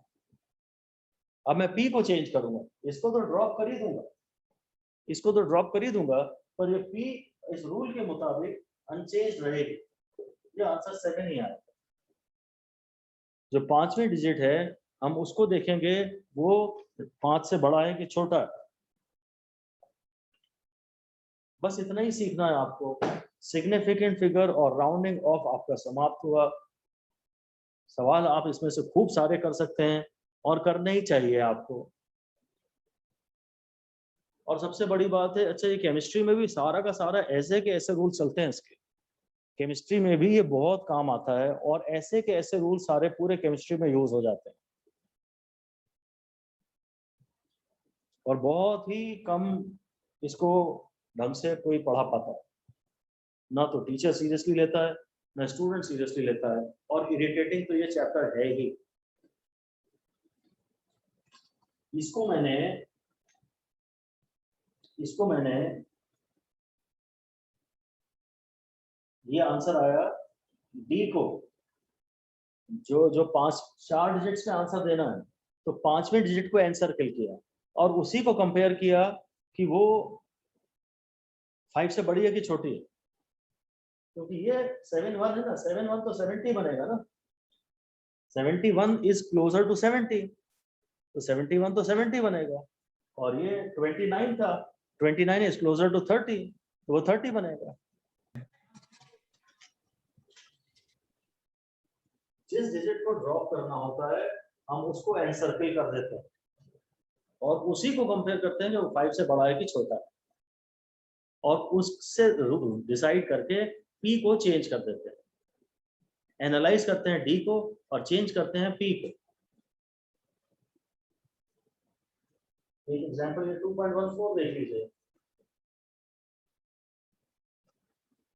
तो 5.74 ग्राम of substance occupies 1.2 centimeter cube, density निकालना है, वही मास अपॉन वॉल्यूम, 5.74 अपॉन 1.2,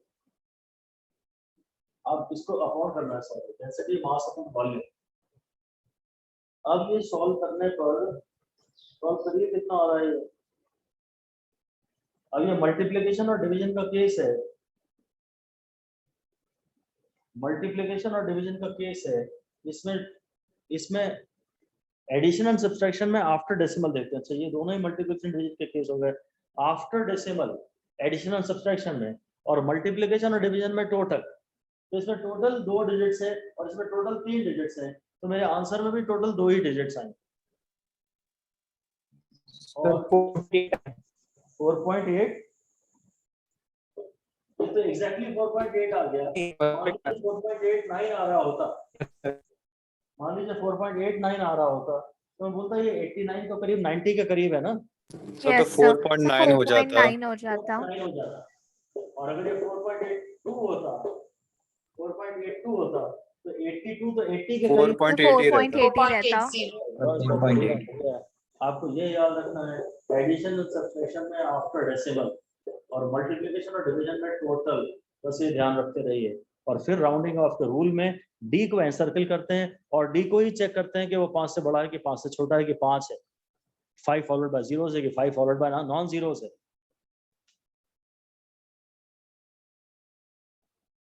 बस यही सब है।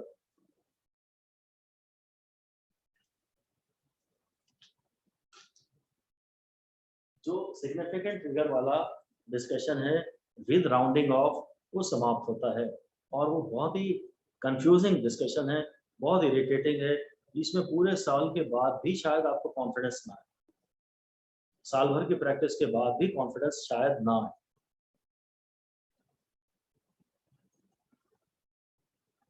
है तो रूल्स यही, इसेंशियली इन्हीं को बार बार रिवाइज करते रहिए, जब जो डाउट आए उसकी फोटो खींच के भेज दीजिए।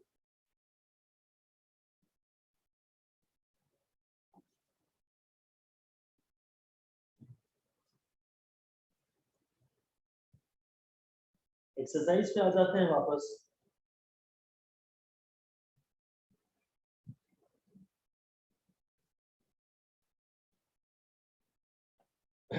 टू 2.11 पे आ जाते हैं, एक्सरसाइज क्वेश्चन नंबर 2.11 पे आ जाते हैं। इसको एक क्वेश्चन को ट्राई करके देख लेते हैं। कहता है लेंथ, ब्रेड्थ एंड थिकनेस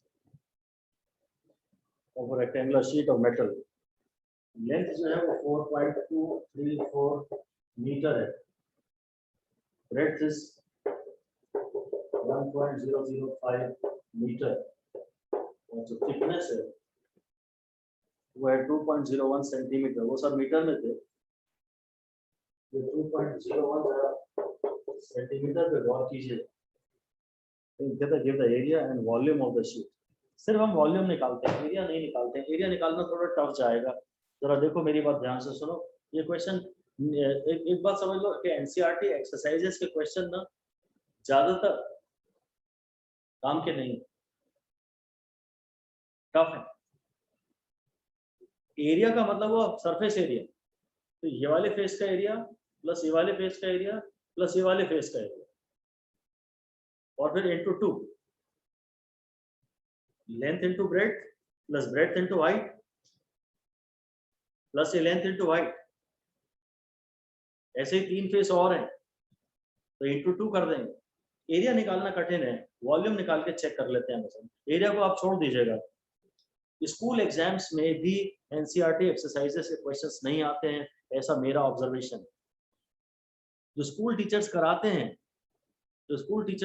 हैं नोट्स में, वो स्कूल एग्जाम्स में क्वेश्चन ज्यादातर आते हैं। क्लास नोट्स इसके बड़े आवश्यक है, क्लास नोट्स आवश्यक है, ठीक है।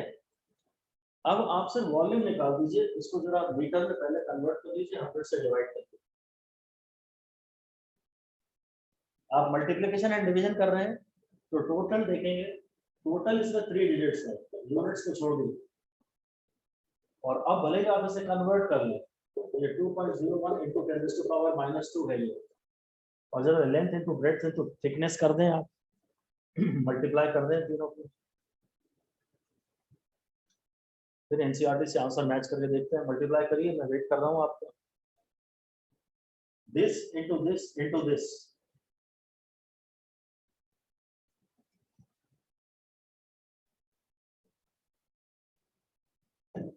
काफी टाइम खा जाएगा, पर करिए।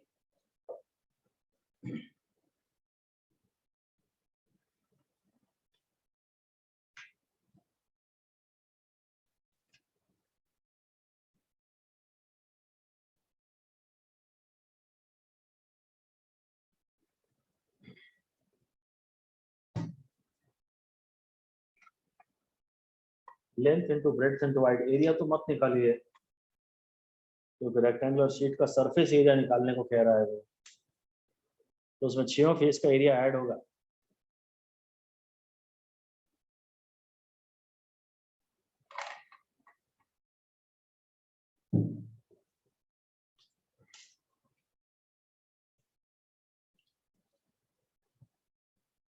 जो आंसर आएगा उसमें टोटल 3 सिग्निफिकेंट डिजिट्स होंगी, बस इतना ही ध्यान रखना है।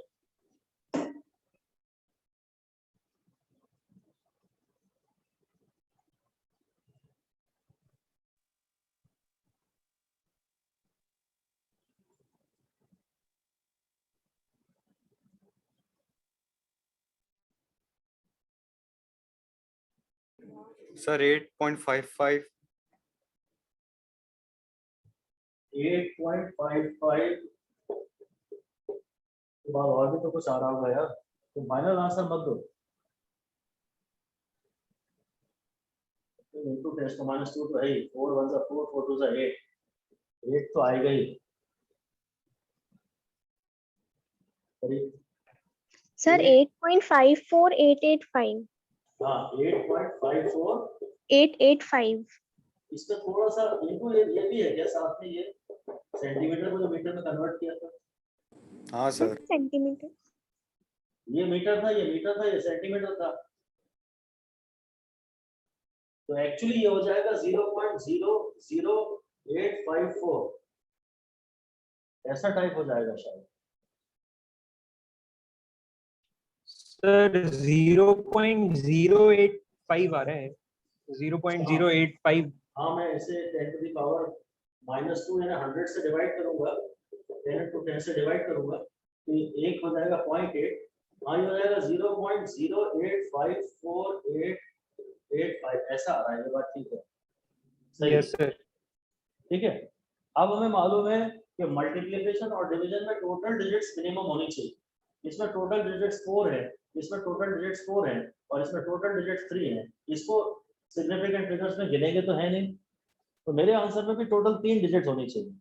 तो इसको और इसको तो छोड़ दो, 1 2 3। अब ये चौथी डिजिट है, डी है हमारी, ये चौथी डिजिट है, इसको ड्रॉप करना है, डी को ड्रॉप करना है और पी को चेंज करना है। और चूंकि ये 48 हो रहा है, ये 50 टाइप जाएगा, ये 5 से बड़ा है, 8 जो है 5 से बड़ा है, ये 5 बन जाएगा, इसलिए 0.0855 ऐसा आंसर आता है। आई बात समझ में? Yes sir. Yes yes sir. और सोचते रहिएगा, और डाउट होगा तो मैं आपको जवाब दूंगा। अभी आपको मुझे ये बताना है कि with regard to significant figures 7 sevens are ace, आपको significant figures का ध्यान रखना है। तो 7 sevens कितना होता है? You have to keep significant figures into account, take them into account. Multiplication and division वाला रूल है, तो टोटल डिजिट आपके पास उतनी होनी चाहिए। सर 1 सर 1 आंसर कितना होगा सर? 7 sevens का आंसर कितना होगा? सर वो भी 1 ही आएगा। 49 49 क्योंकि नहीं सर सर, इसमें तो इनफाइनाइट सिग्निफिकेंट डिजिट्स है ना। Very good very good very good. Anmol नाम है ना तुम्हारा? उपाध्याय? नो सर मैंने बताया आयुषी। आयुषी, हाँ आयुषी, वंडरफुल, बिल्कुल सही है। 7 sevens 49 होता है। आप कहेंगे इसमें एक सिग्निफिकेंट फिगर है, अगर इसमें एक सिग्निफिकेंट फिगर है अगर, तो आंसर में एक सिग्निफिकेंट फिगर होना चाहिए, और शायद इसे हम फिर 50 बोल दें या 5 × 10⁻1 बोल दें, 9 को राउंड ऑफ करके 10 बना दें। हमको सेकेंड डिजिट ड्रॉप करनी है, पर इतनी भी अप्रोक्सीमेट मैथमेटिक्स हम नहीं पढ़ते हैं। ये शायद अप्रोक्सीमेशन हो सकता है, पर 7 sevens तो 49 ही होता है। और जब इसे एडवांस फिजिक्स इतने सारे रूल्स के बाद आंसर अप्रोक्सीमेट तो नहीं आना चाहिए, इसलिए हम कोई फंडामेंटल गलती कर रहे हैं। बात दरअसल ये है कि जो 7 है ना, इसे मैं अपनी मर्जी से 7.0 कह सकता हूँ, और जो दूसरा 7 है ना, इसे भी मैं चाहूँ तो कुछ भी कह सकता हूँ। परफेक्ट नंबर है ना, ये प्योर नंबर है, तो इसमें इनफाइनाइट सिग्निफिकेंट फिगर्स है, तो ये बिल्कुल 49 पॉइंट समथिंग कुछ आएगा, ऐसा आएगा। इसमें अगर दो ही है, दो ही सिग्निफिकेंट फिगर ले रहे हो तो ये नहीं आ जाएगा। 7 sevens 49 ही आना चाहिए। बात दरअसल ये है कि 7 एक प्योर नंबर है, और उसको आप अपनी मर्जी से 7.0 या 7.00 या 7.000 कुछ भी लिख सकते हो। ऐसा नहीं है कि इसमें एक ही सिग्निफिकेंट फिगर है, ये गलत है। ऐसा लिख दीजिए कि 7 has only one significant figure is a wrong statement. It has infinite significant figures. अब वो थोड़ी बात क्लियर हुई कि 7 को हम कब अपनी मर्जी से 7.0 लिख सकते हैं। 7 में को आप अपनी मर्जी से 7.0 लिख सकते हो। 7 को आप अपनी मर्जी से 7.0 लिख सकते हो, क्योंकि वो प्योर नंबर है और उसमें इनफाइनाइट सिग्निफिकेंट फिगर हो सकते हैं। और ये बात तो तय है कि 7 sevens जो 49 होता है उससे आप 5 या 50 तो नहीं कहेंगे, ये 49 होता है, और आपको लगेगा कि अगर एक ही सिग्निफिकेंट फिगर में आंसर देना है तो 9 को ड्रॉप करो, और ये जिसको ड्रॉप कर रहे हो वो 5 से बड़ा है तो प्रीसीडिंग नंबर को बढ़ा दो, 49 इज क्लोजर टू 50, पर ये हटा दो, और चाहे या तो आप बोलोगे राइट मोस्ट जीरो इनसिग्निफिकेंट है तो 50 पड़े रहने दो, या आप कहो कि मैं तो एक ही डिजिट में आंसर दूंगा तो 5 डाल दो। तो 7 sevens तो 5 ना होता है ना 50 होता है, आंसर तो 49 ही आना चाहिए। बात ये है कि ये अपनी मर्जी से एक प्योर नंबर में हम जितने चाहे डेसिमल प्लेसेस लगा सकते हैं, because it is perfectly known up to infinite digits. तो खैर इस टाइप के क्वेश्चन कभी आए नहीं है। PYQ आप सारे ट्राई कर लीजिएगा, सारे PYQ ट्राई कर लीजिएगा और मुझे बताइएगा कि सब मुझसे बन गए या नहीं बने। आपके पास MTG के टॉपिक वाइज और चैप्टर वाइज PDF तो है ही, जो हमको मानदेन ने भेजा था, डाउनलोड कर लिया है आपने? Yes sir. Yes sir. आज सिर्फ सिग्निफिकेंट फिगर के PYQ के प्रीवियस ईयर क्वेश्चन के सारे क्वेश्चन सॉल्व करके आप मुझे बताइए कि हुए कि नहीं, कौन सा हुआ कौन सा नहीं हुआ। Okay sir. ठीक है, आज इतना ही करते हैं हम बच्चों।